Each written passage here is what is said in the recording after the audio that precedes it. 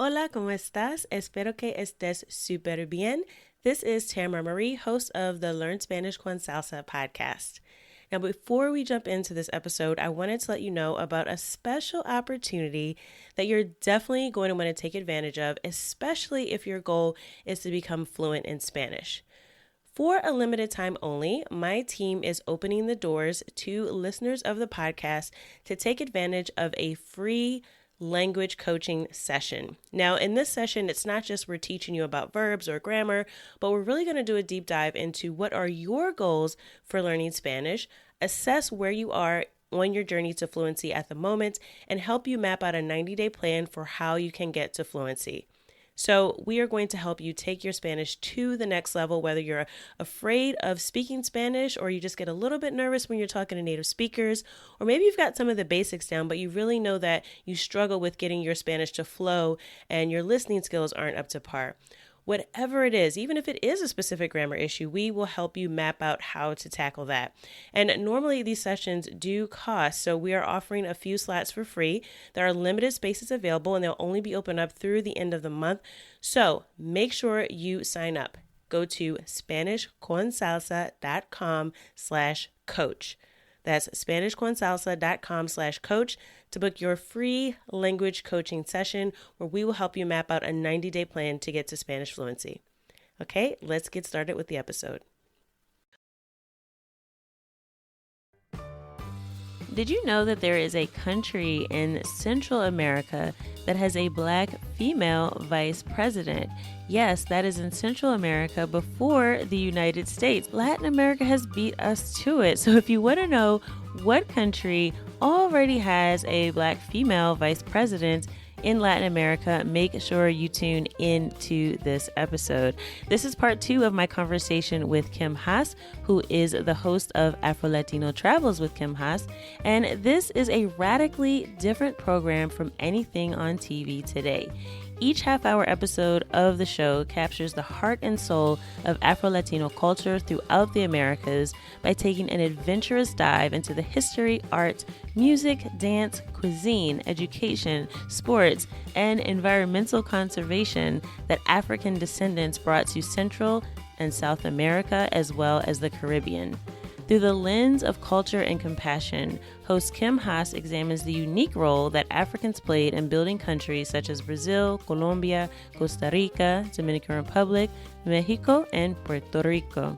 So we will be talking to Kim this week about how she got started with her series. And again, she'll be sharing with us how she had the opportunity to actually sit down and talk to the family of the first female Black vice president in Latin America. So you do not want to miss this week's episode. Make sure you stick around to the end so you can find out how you can catch Afro-Latino Travels on your local public television station. Así que vamos a empezar. Let's get started. This episode of the Learn Spanish con Salsa podcast is sponsored by uTalk. When you use the uTalk app, you develop your speaking and listening skills in a new language from day one. uTalk features 145 different languages, including 3 varieties of Spanish. Subscribe today to get access to all 2,500 words and phrases in your target language, covering over 60 different topics. To save 30% on your subscription, go to LearnSpanishConSalsa.com/uTalk. Happy language learning!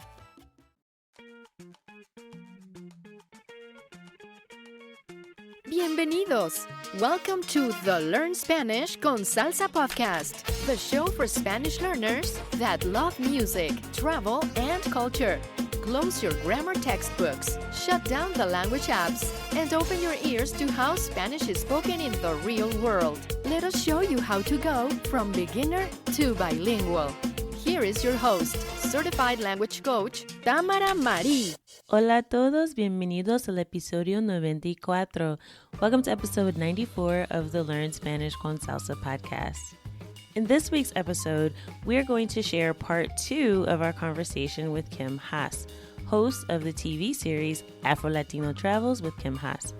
She shares the rich history of African descendants in Central America, and she also reveals which country in Latin America had the first Black female vice president. We also address the issues of race, colorism, and how the Black Lives Matter movement in the United States is impacting the Afro-Latino community and the diaspora throughout Latin America.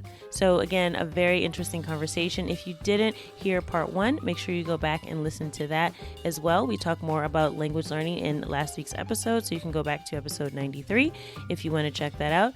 But this is, again, a wonderful conversation where we dive more into Kim sharing how she really started the series and how she began to develop it. And it's really pioneering work, so you'll hear that as she talks more about it in this episode. So make sure you stick around to the end. And do not forget, we are celebrating or gearing up to celebrate our 100th episode that's coming up next month. And we are doing giveaways all throughout the month. And you have until this Friday, October 16th, to get our giveaway of our 115 Essential Spanish Phrases ebook. This will give you everything you need to sound more like a native Spanish speaker, and you really begin to refine your language as you begin to learn and use these phrases in your daily conversation. So these are some of the most frequently used phrases, and not only do we give you a translation and a definition, but we also provide you with several examples in context so that you'll know exactly how to use these phrases in your own conversations by giving you those examples. So again, if you want to get a copy of our ebook, 115 Essential Spanish Phrases, just leave us a voice note at learnspanishconsalsa.com/voice. Share with us your number one takeaway from the podcast, something about your favorite episode, or anything that you want to share about how the podcast has helped you improve your Spanish. We would love to hear from you, and we will be including your voice note in our 100th episode if it gets selected, and you will get a copy as a way to say gracias. You'll get a copy of our phrase book in return. Okay, so make sure you go to learnspanishconsalsa.com/voice if you want to be a part of our 100th episode and receive that giveaway. All right, so without further ado, let's get to part 2 of my conversation with Kim Haas. Let's switch gears because now I want to ask you about the series that you have that just came out on PBS. If you could tell us, how did the idea for the series Afro-Latino Travels come about? I know you mentioned, you started your company and you wanted to combine sort of your interest in media and language and travel.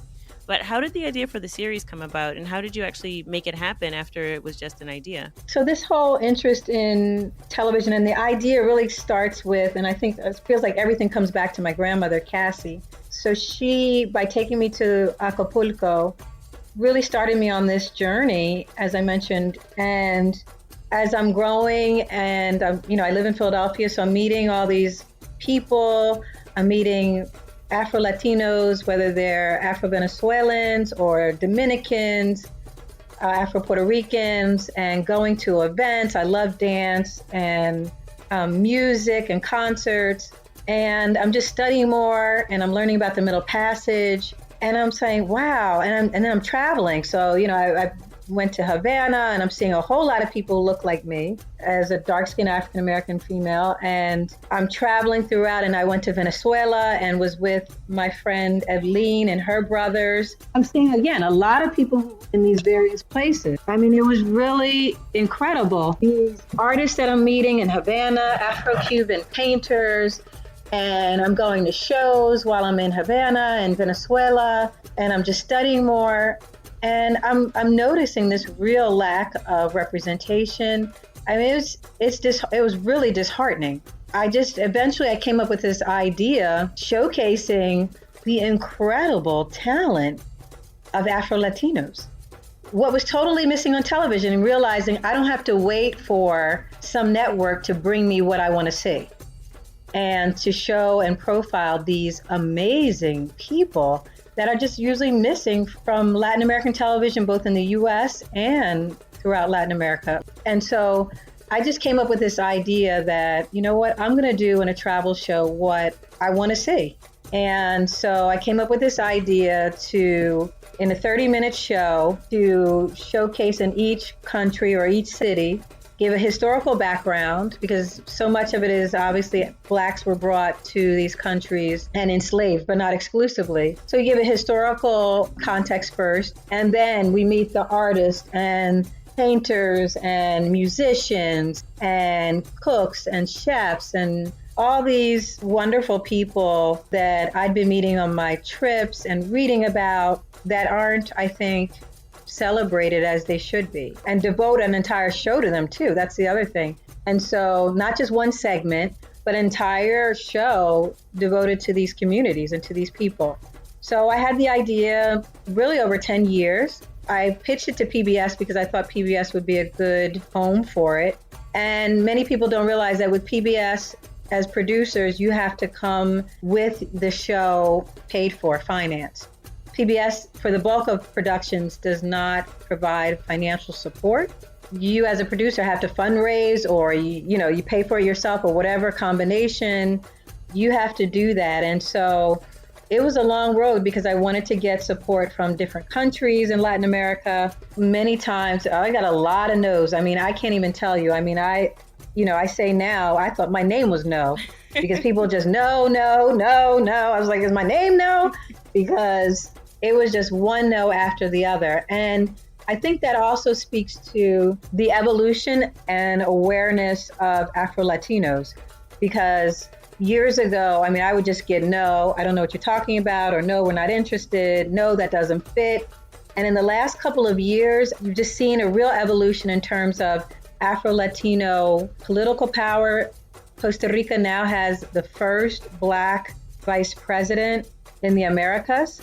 So even before the United States. Yeah, I saw that and I immediately thought of, we were all, celebrating Kamala Harris being nominated by the Democratic Party for vice presidential candidate. And when I saw that episode about Costa Rica, I was blown away. I said, wow, yes, they're ahead of us. And I would have never thought that Costa Rica would have a vice president of African descent, and a female at that. Yeah, absolutely. It's so proud. Oh my gosh. I remember just learning about, I knew about her before, so years prior, but I was just so proud and so pleased. And she's been fighting for the rights of Afro-Costa Ricans and Afro-Latinos for many years. So it's so well-deserved, and she's smart and beautiful. I mean, it's just great. And when people see the episode, we've got pictures of couple pictures of her family. Oh my gosh, it just melts my heart to see such a lovely, beautiful family. And I think that's what's also missing, this idea of seeing Black families on TV. So I wanted to show families and the unity of so many of these families. It's just beautiful. I wanted to, as I said, show what I'd been wanting to see. And so I just decided, you know what, I'm going to do this. So it was a long road, but as I was saying, I could see in the last several years that things have shifted. And now more of the countries that I've been talking to, we're interested, we have a plan, we have a marketing plan, or we have, part of our tours or some segment of their tourism dedicated to their African descendants. So that's a good thing in that countries are really starting to recognize, for whatever reason, but it's good that I think awareness is increasing, and that's what I like. And then I'll just say this, and then I'm also seeing throughout Latin America just increased political clout, like with EPSI, and more social organizations. I think the Black Lives Matter movement is definitely influencing and having an influence in Latin America.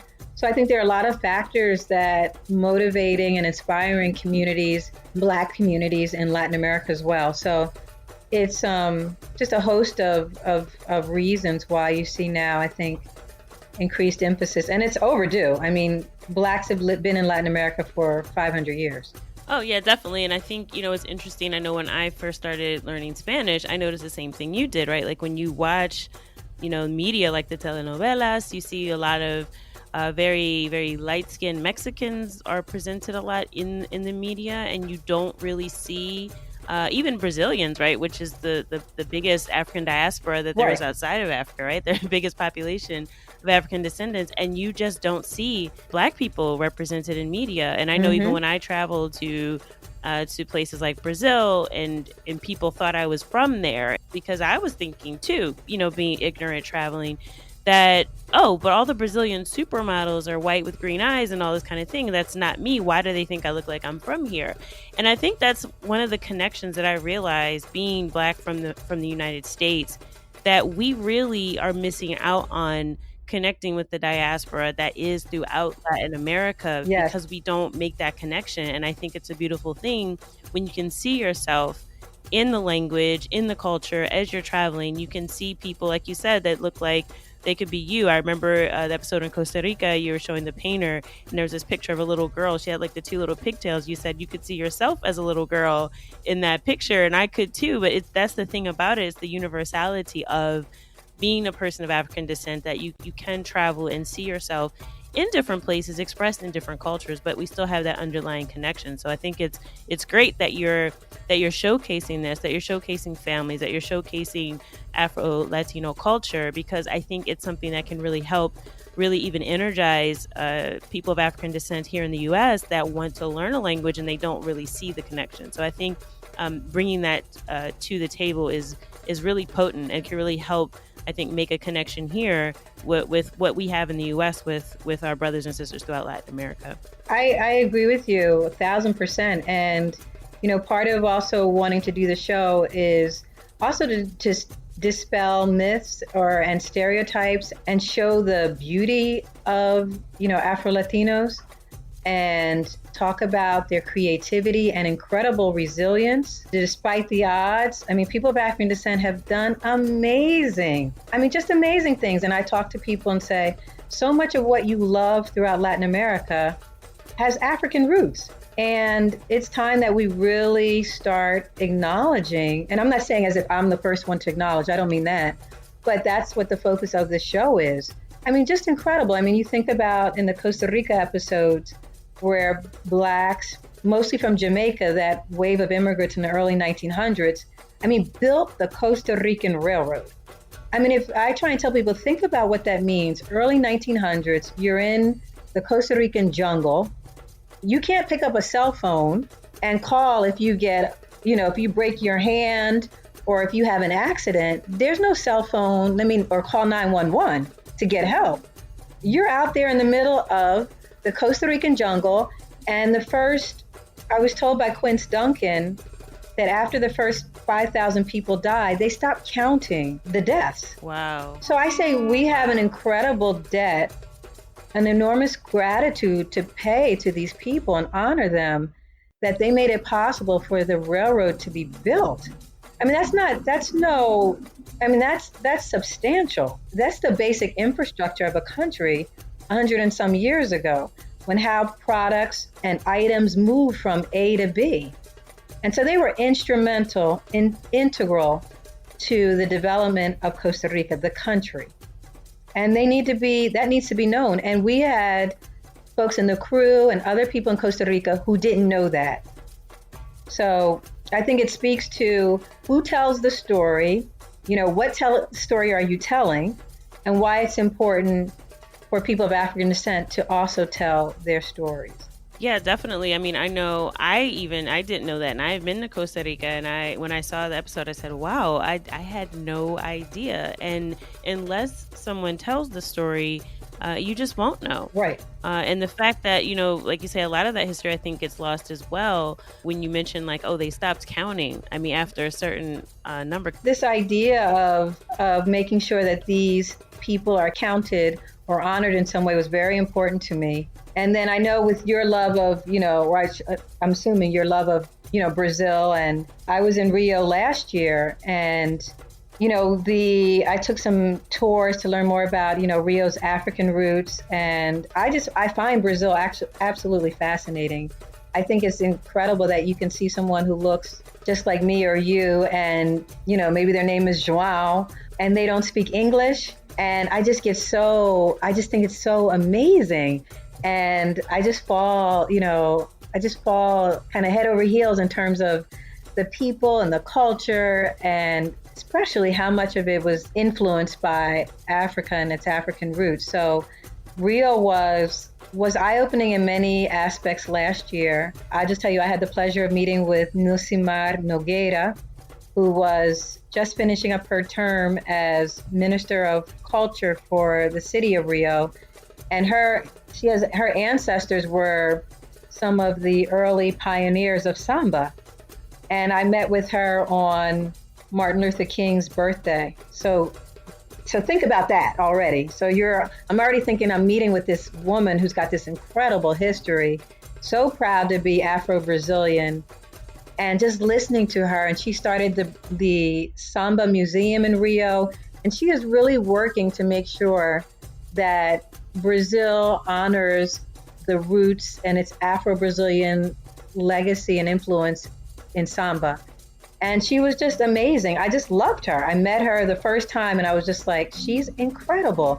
And then to meet her on Martin Luther King Day was just, something, the stars were aligned or something. I know I was supposed to be really picking up, I was supposed to really soak all of this in. And I also went to a favela, Providencia, and I wanted to go because I'd read a book called Favela.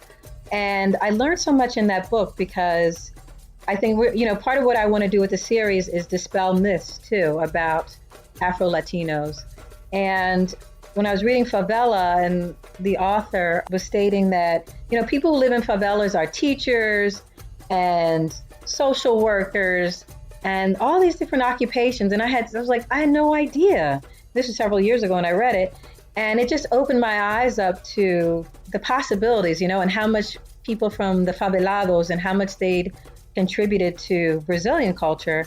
And so I decided last year that I was going to go and make my own decisions and have my own experience. And I wasn't going to let somebody else tell me about how terrible, the people were there in the favelas and how just awful it was. And I wanted to go myself and have my own experience. And it was so eye-opening. And I have to tell you, I met this one mother and daughter, and we just connected. I was, kind of rushed, so I didn't have a lot of time to speak with them. But she offered me some of her lunch, the mother did. We just smiled at each other and talked very briefly. But I just felt so well received and so welcomed. It was incredible. And, I think part of the travel experience is to let yourself have those experiences and to form an opinion for yourself.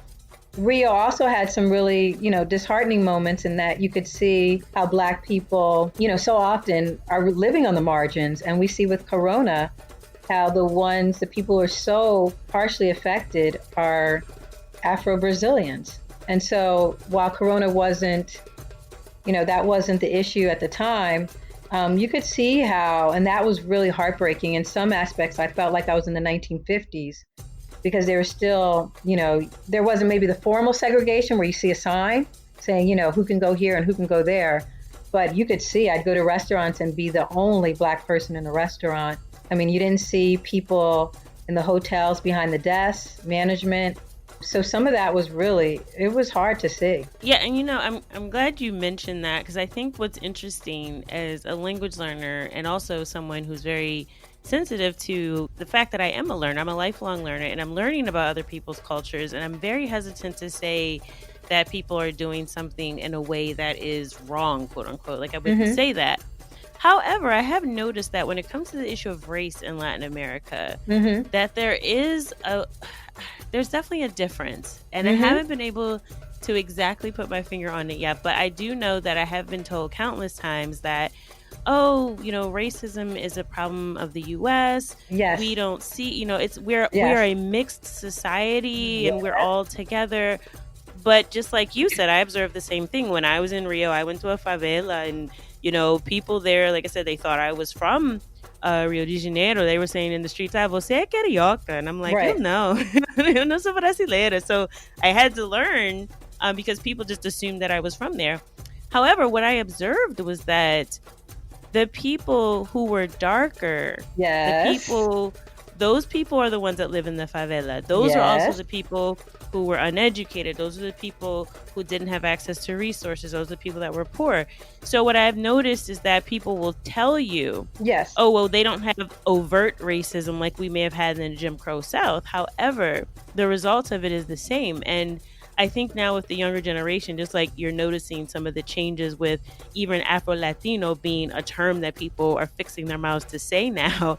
I think that part of it is that you have this younger generation that's coming up that is very aware of some of these things. And the conversations that I have with younger folks from Latin America is more of, you know, this awareness of, oh yeah, no, things weren't right. And, you know, it's clear that there's at least they'll cop to the fact that there's colorism, if not blatantly calling it racism. So I do think it's interesting. I think race is treated differently in the way it's spoken about, but I think the practical reality is the Americas altogether are not very different when it comes to how darker people are treated. It's just an unfortunate reality, but however you talk about it, whatever language you put it, it's still the same. It's the same, right?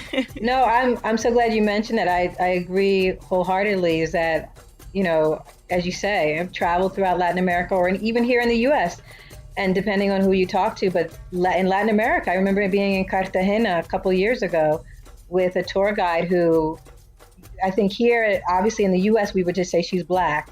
And I remember her telling me that, and Cartagena was the port that slaves were brought in through Colombia. And so you go to Cartagena, you see, again, a lot of people who look like you and me. But I remember asking, we were talking about, and I wanted to know more about the Afro-Colombians and in Cartagena in particularly. But I remember at some point she said, you know, that in Latin America, I mean, there's no racism. We're all one. We're all the same. And so I'm like, okay. And then I said, well, I just asked her, well, how come I don't see many Black people on television? Do any of them own banks? I mean, who are the people in control, in positions of power? I mean, that to me speaks, you can say there is no racism, but until you take a look at it, once you take a look at, well, who's the management, who's running the hotel, who's behind not just, you know, the servicing, but who's running the hotel, who's receiving the money, those kinds of things, then we can talk about it. But just to say that, and I just asked her, I said, well, who's on television? Because I think for me, that's, you know, obviously I'm into media, but for me, that's what I like to look at. Do you have people, do you have Black people on television? Do you have dark-skinned Black people on television? That'll tell me a lot. And do you have not just one, but many, especially when you're in a town or a city that has a predominantly Black population? Yeah, exactly. And I think those are some of the things, I think, as you mentioned, the Black Lives Matter having an influence. I think that some of those ideas that may be led by the civil rights movement that we had here in the United States are inspiring people to ask these questions now that they may not have even thought to ask before, because it's just the way it was and they just accepted it. So I do think that is a powerful part of that connection, again, between, you know, Africans in the diaspora throughout all of the Americas to really unite and kind of, you know, just demand that respect, right? Demand to be recognized and acknowledged, because like you said, we've been all over for over 500 years, right? So this is not new. This isn't new at all. And the other thing is, I think that whether, and it may be that people really, I don't know, really don't believe that there is racism in Latin America. It's kind of, but it's, when you say that, then you don't have to deal with it, you know? But when you admit to it or believe, yes, we have some, then you're opening yourself up to, well, what are we going to do about it? Right. But it's easy to say that there's no problem. You know, when there's no problem, hey, you wash your hands, there's no problem, we're done. It's when you say that there are issues and there are problems, okay, well, what's the next step? I mean, what are we going to do? How are we going to address it? And a lot of times people don't like to have those conversations. Or, you know, it's easier to just say that, you know, there's no racism. It's easy to do that. Yeah, it makes me think of Stephen Colbert. I watch all the time. He used to say, "I don't see color." He used to say that as a joke because it was a parody of the fact that you have these people who say, "I don't see color," because they're just like you said, they don't want to have those uncomfortable conversations. But I think what you're doing with your series is amazing. It's really bringing it to light, and I think that's the beginning of the conversation, to shine a light on the stories of the people who have been throughout Latin America this whole time that haven't really had that opportunity to have their voices heard. So I'm so glad that you're bringing the series to audiences, and I understand it's going to be playing throughout the month of October. So could you just share with folks, if we want to, I could talk to you about this all day. These are like my favorite topics too. But for folks that want to continue this conversation with you, how can they reach you on social media? And more importantly, how can they find the listings for Afro-Latino Travels where they live?